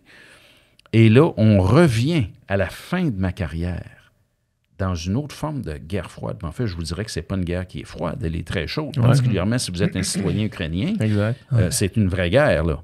Donc, en fait, le message que je voudrais peut-être passer ici aux auditeurs, c'est que les gens ne le réalisent peut-être pas parfaitement ici au Canada, parce qu'on est évidemment loin là, de l'Europe, mais il y a un niveau présentement de tension excessivement élevé sur la scène internationale. Le risque de débordement, le risque de conflit, il est énorme. Vous avez une guerre où il y a des milliers de morts présentement aux portes de l'Europe. Ouais. Vous avez des combats quotidiens, vous avez des mobilisations qui ont été faites tant en Ukraine que du côté de la Russie. Vous avez des quantités astronomiques d'artillerie. Tous les outils militaires sont employés. Vous avez une guerre là, entre 2 États. Une chose qu'on n'a pas vue depuis la fin de la Deuxième Guerre mondiale. Donc, c'est pas que je veux être alarmiste, mais c'est très, très, très inquiétant. Oui, tout à fait. Et c'est dans ce contexte-là que l'OTAN a décidé de se retrousser les manches et d'augmenter son dispositif de sécurité pour faire en sorte qu'on peut contenir le conflit à l'intérieur de l'Ukraine pour pas qu'il y ait de débordement. Parce que s'il y a un débordement du côté de l'OTAN, nous risquons d'être absorbés, qu'on le veuille ou non, c'est ça, exact. dans un conflit de plus grande envergure. Vous savez, on est membre de l'OTAN depuis la fondation de l'OTAN.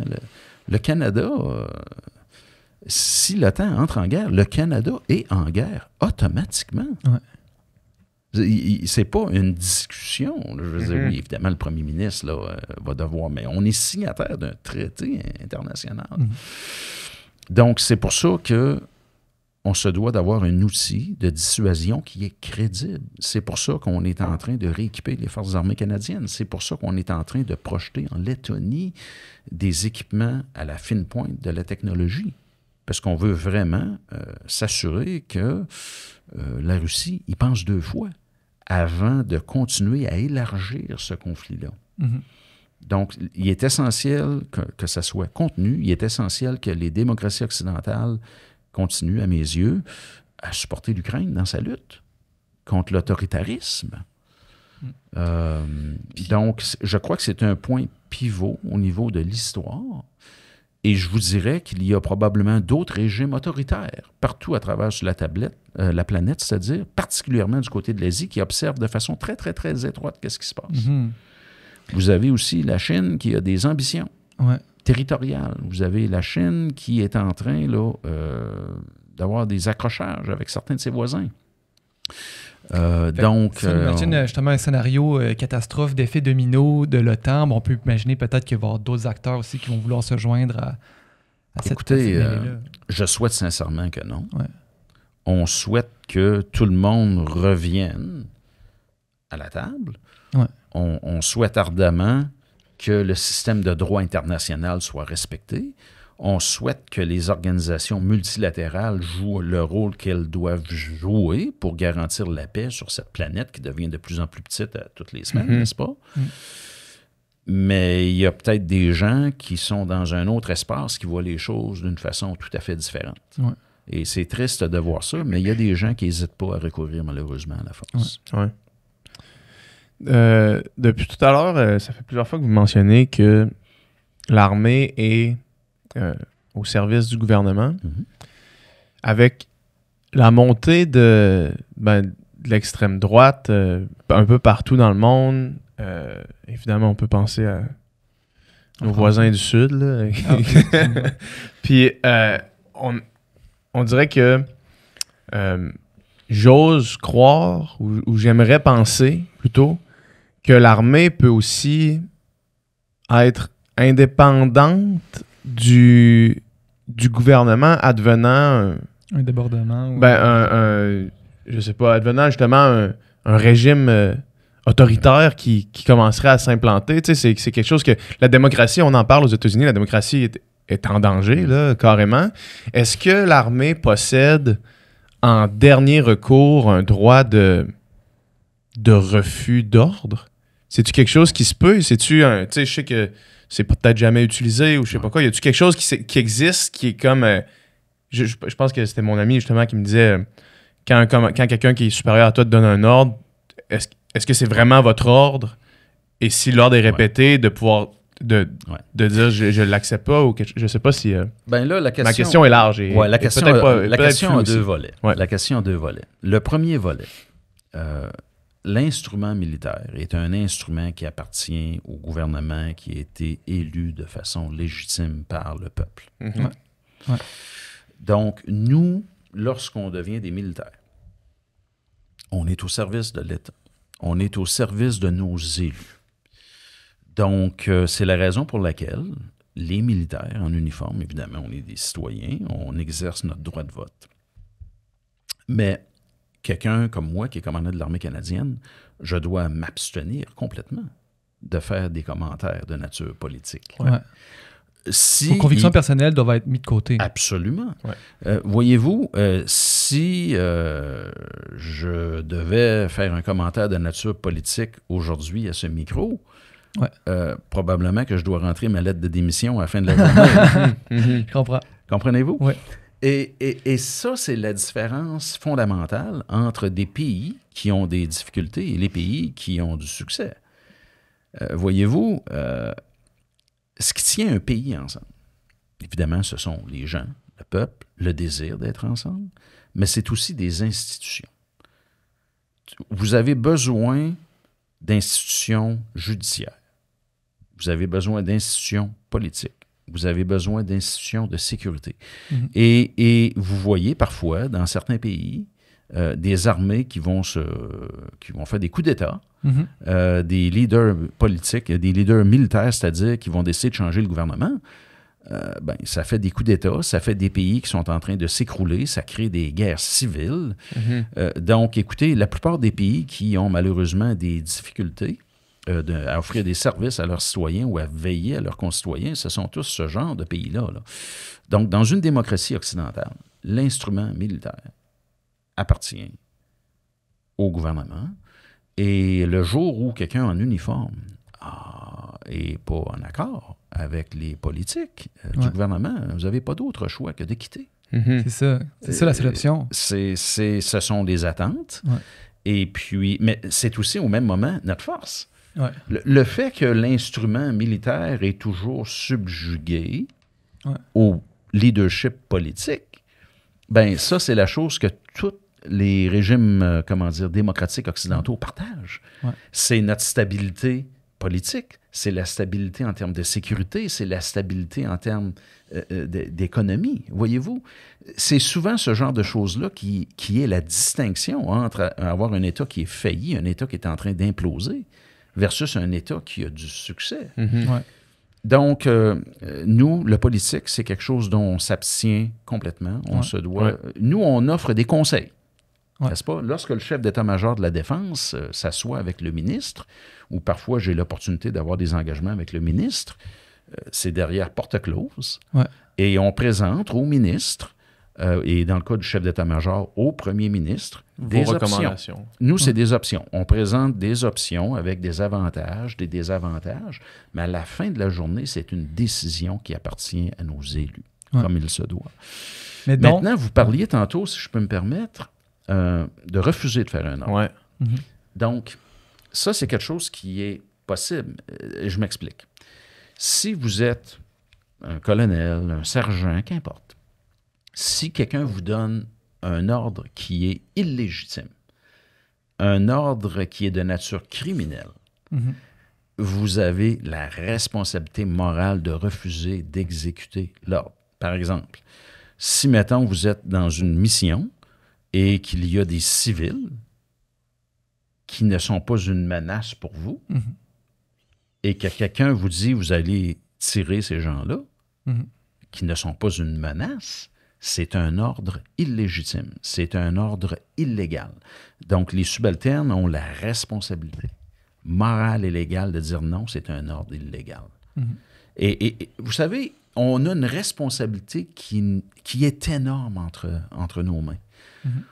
On a la responsabilité d'appliquer les effets militaires. On a le droit, au nom de l'État, de tuer des gens. Donc, c'est un droit qui est régi par le droit international. C'est pour ça que le tout doit toujours demeurer légal. Lorsque j'étais en Afghanistan en 2009, avant de faire des opérations ou avant d'engager des cibles, j'avais constamment à mes côtés mon commandant adjoint, mon adjudant-chef, mon avocate, et j'avais souvent des techniciens en imagerie qui me disaient oui. Ben, vous savez, nous, on va utiliser la force lorsqu'il y a un acte hostile à notre endroit. D'abord. D'abord. Si quelqu'un ne fait pas preuve d'hostilité à notre endroit, ou il ne démontre pas une intention hostile, on a zéro autorité d'avoir un combat ou de les engager, n'est-ce pas?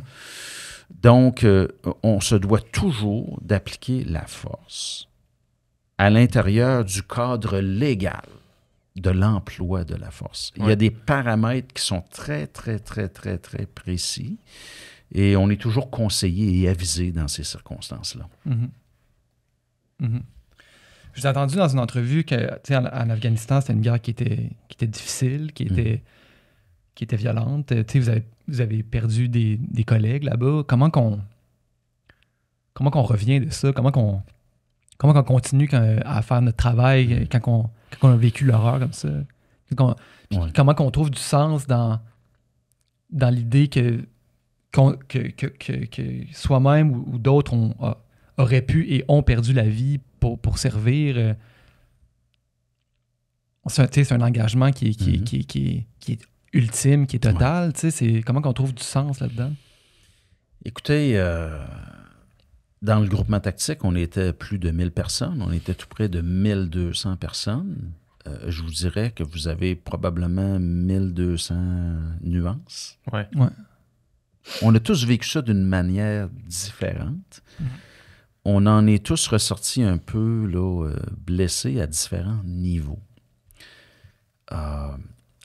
Lorsqu'on a été déployés là-bas, évidemment, c'était le désir du gouvernement de nous aider là-bas. Lorsque nous étions à Kandahar, à l'été 2009, nous étions vraiment dans un état d'esprit où on voulait aider la population locale. Vous savez, il y avait le gouvernement afghan, il y avait les gouvernements régionaux, il y avait les talibans. Donc, tout le monde essayait de se disputer le prix étant le support ou d'être en mesure d'imposer sa force contre la population locale. On a vraiment aidé les Afghans. Il y a des Afghans qui désiraient rien d'autre que de vivre en paix. Ouais. Et puis, on a fait au meilleur de nos capacités avec les outils qui étaient à notre disposition. On a perdu des camarades. On a tous été touchés par ça. Moi, j'ai des frères d'armes auxquels je pense constamment. Je veux dire, ils ont perdu la vie en 2009, mais ils sont toujours présents dans mes pensées constamment. Leur famille. Parce qu'on est tous sortis un peu meurtris à différents niveaux de ça. Mais on était animés d'un désir d'aider la population locale. Et puis, malheureusement, bon, les talibans ont repris leur main de fer sur cette société. Donc, ce que je vous dirais, par contre, c'est que les nations, les peuples, les communautés sont le reflet de leur propre culture. Et puis, amener du changement au sein d'une société, c'est une entreprise à long terme. Même dans nos propres sociétés, hein, le changement, l'être humain est un animal d'habitude. Hein, on aime ça quand c'est toujours bien encadré, etc. Le changement va toujours inquiéter les gens. C'est normal. C'est une réaction humaine. Mais si vous voulez amener des changements qui vont prendre racine au sein d'une société étrangère, d'une culture étrangère, à l'autre bout du monde, c'est un travail pendant lequel vous devez accompagner la nation hôte, je vous dirais pour une période de 20, 25, 30 ans. On ne peut pas demander à certains pays d'adopter des institutions nationales qui sont à l'image des nôtres.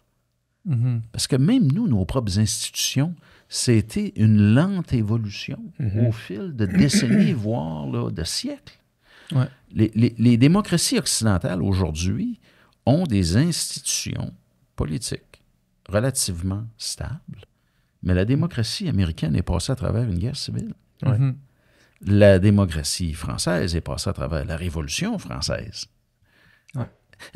Donc, c'est un peu un réflexe colonial aussi de dire on va imposer notre manière de fonctionner. Faites comme voilà. nous. Là. Faites comme nous autres, on a tout compris. Et voilà. Et il faut qu'on se garde d'avoir ce genre de réaction-là. Vous savez, il y a une démocratie canadienne, il y a une forme de démocratie américaine, il y a une démocratie avec une saveur un peu différente en Grande-Bretagne, en France, etc. Les institutions doivent représenter la population locale. Donc, c'est là que nous, on doit accompagner, épauler, appuyer, mais faire preuve de ce qu'on appelle aussi la patience stratégique. Et qu'est-ce que la patience stratégique? C'est d'être disposé à accompagner X, Y, Z pendant une longue période de temps, dans ce cheminement-là. Mais la patience stratégique, dans notre société contemporaine aujourd'hui, on veut tout maintenant. On est un peu dans les antipodes. Hein? On vit dans une société aujourd'hui où on veut gratifier nos besoins immédiatement. Je n'ai pas d'argent, mais je vais avoir ce truc-là, je vais le mettre sur la carte de crédit, je le consomme maintenant. Ouais. On le paiera demain, n'est-ce pas? Donc, comment dire, servir nos besoins immédiats rapidement, parce qu'on est dans une société qui est riche, une société qui a des besoins économiques, qui est en mesure de générer de la richesse économique. Mais on a tendance à oublier qu'il y a peut-être une majeure partie des gens qui vivent sur cette planète qui n'ont pas ce luxe-là. Donc, est-ce qu'on a de la patience stratégique? Est-on prêt à accompagner à moyen et à long terme? C'est possible. Je veux dire, l'Allemagne a été reconstruite. Et l'Allemagne, une fois qu'ils se sont départis du nazisme, voyez-vous, 25, 30, 40 ans plus tard, vous avez une économie qui est florissante, un fleuron de technologie, ce sont des alliés, on les adore, mais la communauté s'est investie. Ouais. Donc, il faut voir les choses sur le long terme. La pensée stratégique, il faut regarder l'histoire. Il ne faut pas se bercer d'illusions en s'imaginant qu'on peut amener des changements immédiats en arrivant quelque part pendant un déploiement. L'être humain ne fonctionne pas comme ça. Je parlais de réflexes colonialistes. Tu sais, vous êtes membre des Premières Nations, c'est de Wendake. L'histoire entre les Premières Nations puis le Canada est compliquée quand même et difficile parfois. Comment que vous réconciliez, en fait, vous, cette identité-là avec le fait de servir le Canada? Ouais. C'est une question intéressante. On pourrait en parler longuement. Mais, vous savez, au début de la Nouvelle-France, quand les Européens sont arrivés, les Français, etc., les communautés autochtones sont entrées dans une chaîne d'alliance avec les autorités françaises. C'était des relations là, d'un peuple à l'autre. Donc, les Hurons, les Mohawks, les alliés de la couronne française. D'ailleurs, je vous dirais que probablement la raison pour laquelle la Nouvelle-France a été en mesure de perdurer un siècle et demi, c'est justement parce que les Français ont été très habiles à gérer leurs alliances avec les peuples autochtones. Alors que du côté anglais, c'était plus on prend le terrain, tassez-vous. OK. Donc, l'histoire coloniale américaine, l'histoire coloniale canadienne, que ce soit le Haut, le Bas-Canada ou les 13 colonies, qu'importe, il y a des nuances importantes. Seulement qu'au Québec, là, on a des dizaines et des dizaines de réserves indiennes, n'est-ce pas? De communautés autochtones.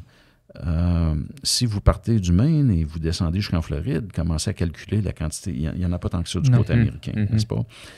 Donc, il y a toujours eu une alliance entre les communautés autochtones de la vallée du Saint-Laurent et puis les autorités coloniales. Il y a eu la conquête anglaise.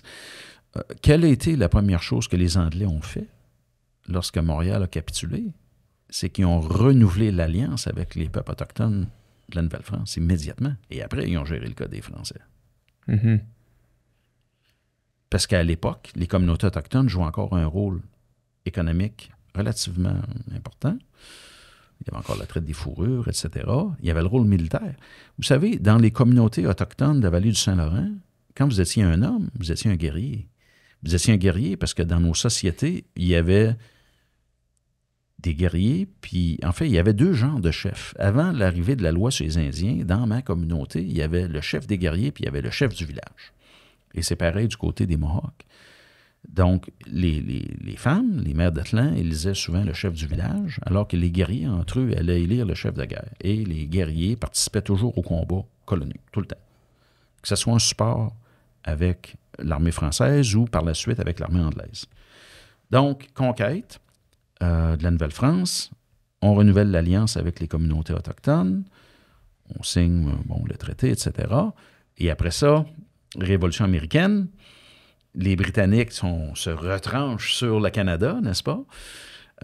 Et là, écoutez, il y avait des gens du côté des 13 colonies américaines qui pensaient que les Canadiens français allaient se soulever contre la couronne, ce qui n'est pas arrivé.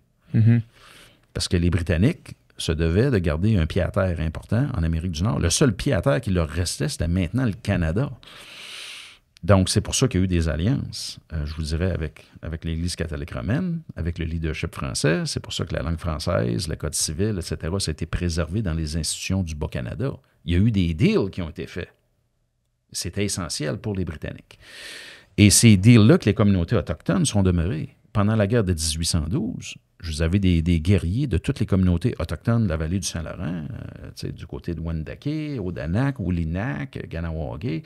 Ces guerriers-là se sont tous battus contre les Américains qui tentaient d'envahir le Canada. Et là est arrivé un phénomène où, avec des vagues d'immigration importantes, que ce soit les loyalistes qui venaient des États-Unis pour s'installer dans les cantons de l'Est ou du côté au Canada, ou que ce soit à travers l'immigration britannique qui venait des îles britanniques, là, la population du Canada commençait à grandir, à grandir, à grandir. Et je vous dirais qu'autour du milieu du 19e siècle, c'est là que nos communautés autochtones ont perdu leur influence militaire, parce que la menace d'invasion américaine est disparue. Fait qu'on n'était plus utile d'un point de vue militaire. Notre influence économique a commencé à diminuer énormément. Et là, il y a une explosion démographique. Donc, c'était la marginalisation militaire, économique et politique. Et après est arrivée la loi sur les Indiens.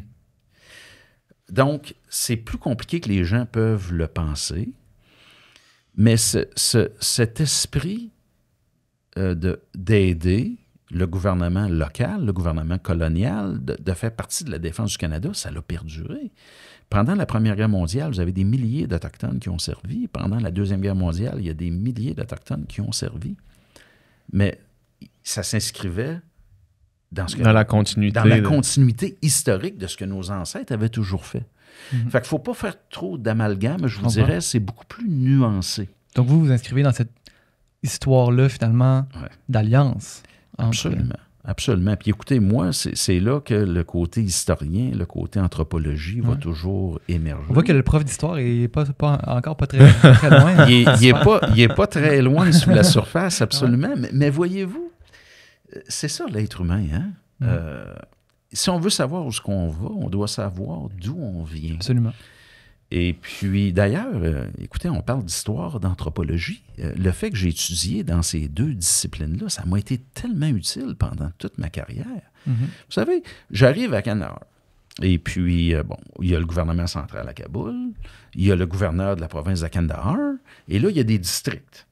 Hein? Il y a les gouverneurs de districts, mais eux, ils sont nommés par le gouvernement central. Mais c'est qui vraiment qui tire les ficelles? Fait que moi, mon instinct, c'était toujours, c'est qui le chef tribal? Parce que le chef tribal, c'est pas nécessairement le chef politique qui a été nommé par Kaboul. Donc, il y a celui qu'on voit tous en surface, mais qui a réellement de l'influence dans la communauté? Parce que les Pashtuns, c'est pas une tribu, c'est une confédération.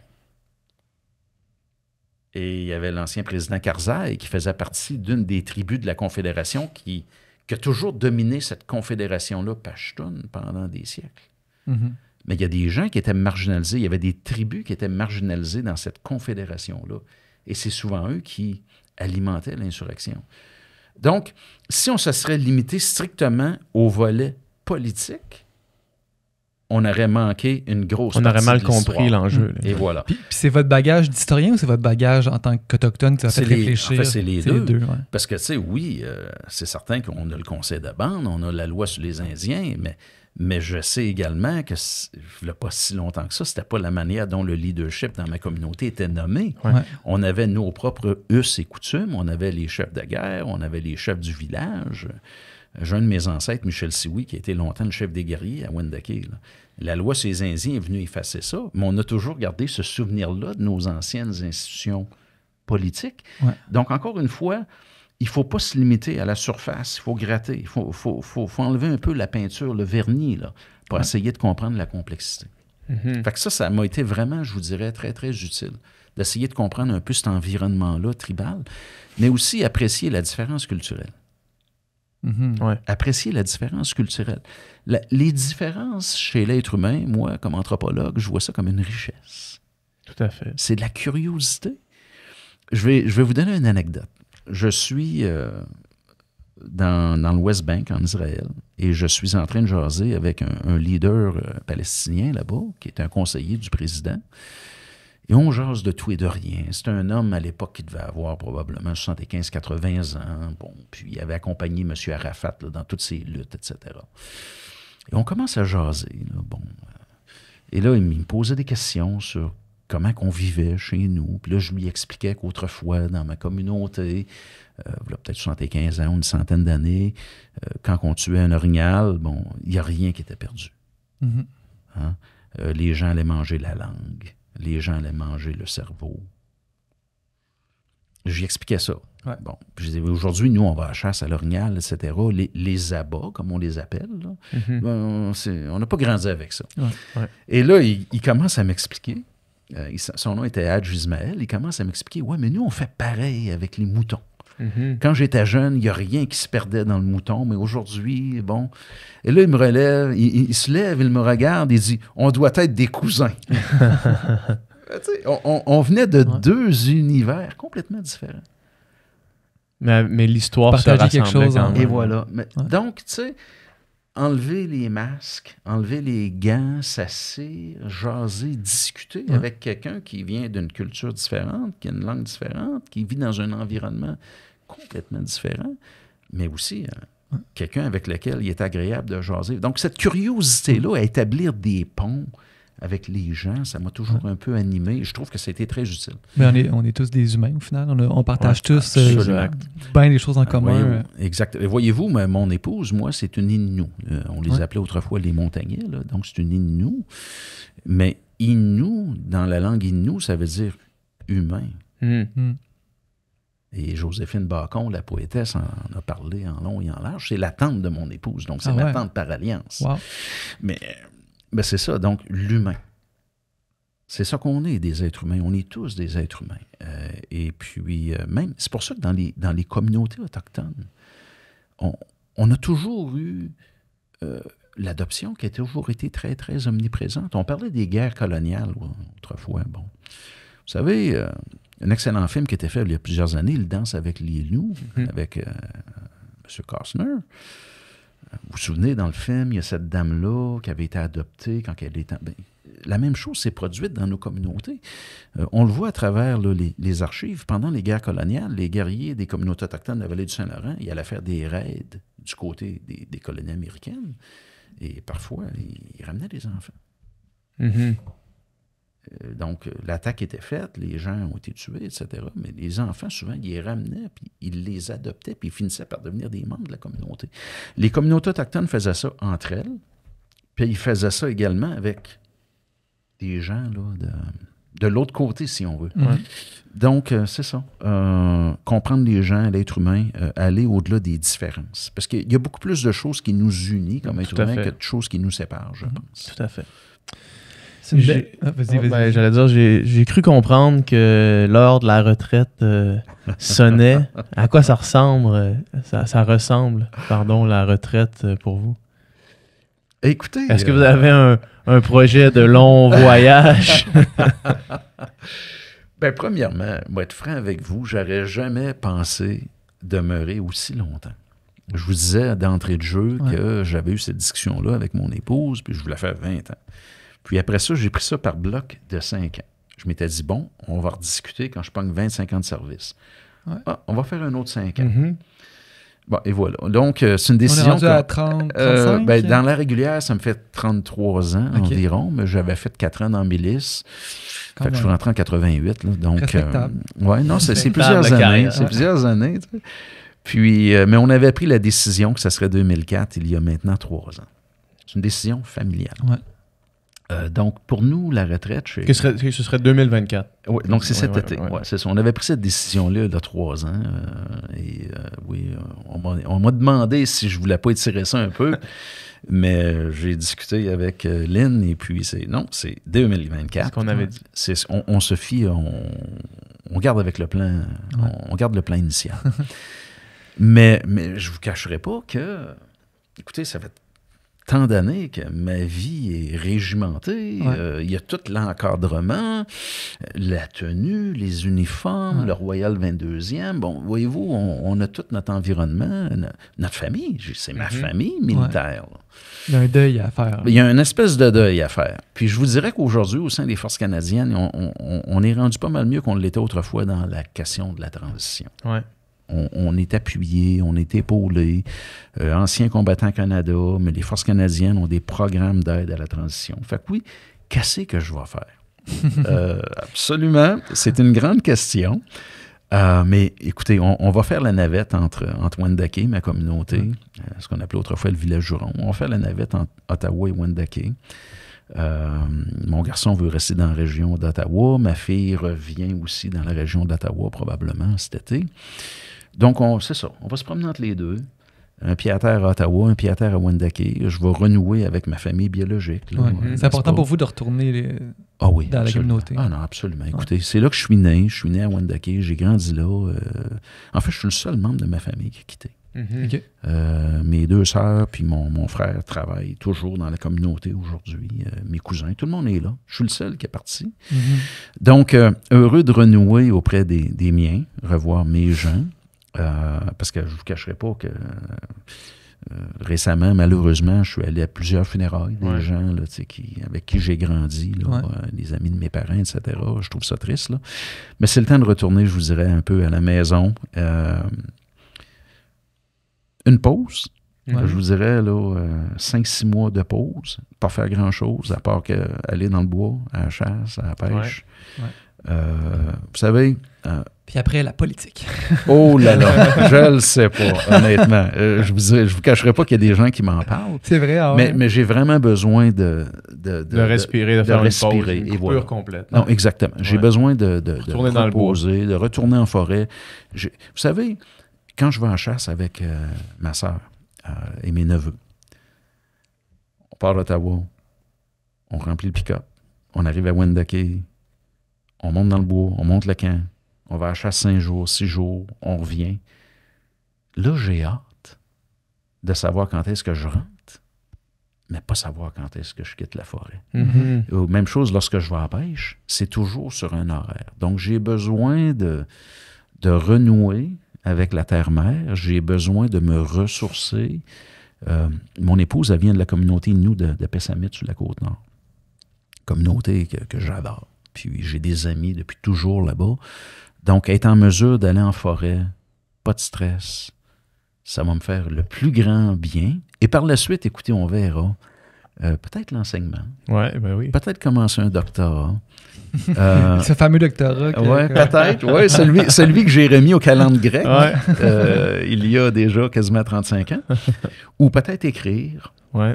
Mais j'aimerais aussi passer mes connaissances, mon savoir. Vous savez, quand j'étais jeune, je grandissais dans la communauté, j'ai passé beaucoup de temps avec les aînés. Donc, il y a des gens qui m'ont appris des choses extraordinaires. Donc, les repartager avec les gens de ma communauté.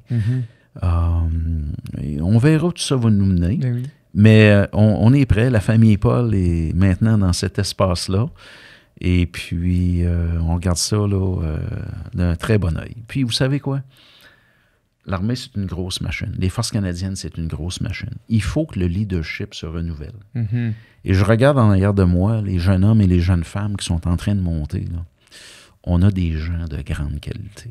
On a un capital humain au Canada, je pense, là, qui est extraordinaire. Et ça, c'est une autre chose qu'on prend pour acquis. On a des jeunes hommes et des jeunes femmes qui sont extraordinaires. Et puis, donc, vous laissez ça en bonne main. Absolument. Vous savez, là, je suis vraiment pas un de ceux qui pensent, là. Vous savez, les cimetières sont pleins de gens indispensables. Les cimetières sont pleins de gens qui ne pouvaient pas être remplacés. Fait que c'est le sentiment du devoir accompli avec toutes les équipes avec lesquelles j'ai eu le privilège de travailler.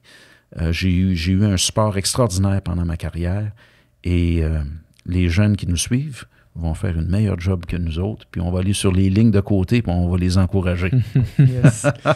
Bonne fin de carrière et bonne retraite. Merci beaucoup. Merci beaucoup. Merci infiniment pour l'opportunité, c'est bien apprécié.